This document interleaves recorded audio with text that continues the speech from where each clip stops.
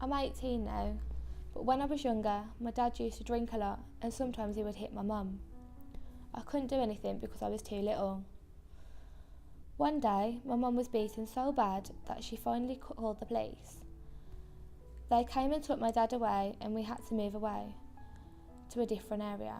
I didn't see my dad for 2 years. As I got older, Mum met her boyfriend who she married, but I couldn't settle, and I kept playing up.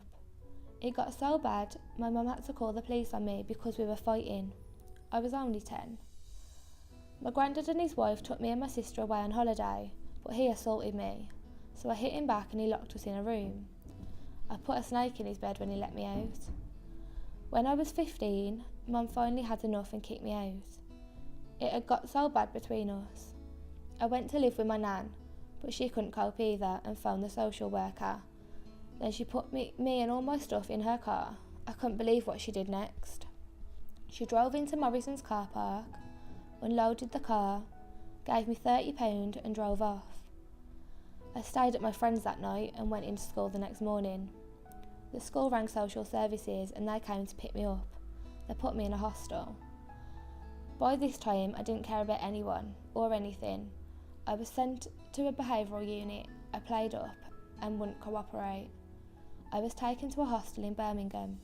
I hated it and I cried because I didn't want to go. I only stayed there for a month. I then moved to Toisley, but could only cope there for a month. I have a long history of drug misuse. I've overdosed 3 times because of mixing drugs with alcohol, but everyone I mixed with did the same. I couldn't find a way out and my depression and anxiety got worse. I didn't want anyone to know how my head was because they would say I was mad. I was frightened of being sectioned. I was hurting so much that I had to switch all my feelings off. I was told I might be bipolar, but I wouldn't go to the doctors. I was in denial about my mental health. I was scared. I couldn't trust anyone and felt so alone. Everyone just talked at me. They wouldn't listen to me. The social workers, the police, the school teachers, everyone just ignored me. I heard that a new project was starting at the MAP about mental health. I went once, but I couldn't face it as I was taking too much weed. A few weeks later, I went to the MAP's open day and got talking to a mentor there and felt better. About a month later, I took so many drugs that somehow I ended up at the MAP and slept it off in the mentor's office. I was hurting so much, but the mentor asked me if I wanted to work with her and try and see what we could achieve together. We worked together and now I'm working as a volunteer receptionist at the MAP, and with the support of all the staff, I've started to realise the things that I want to do with my life, how I want to be myself, and I know now counselling will help me. I want to work with young people in the future because I understand what they go through and I want to listen and help them make good choices.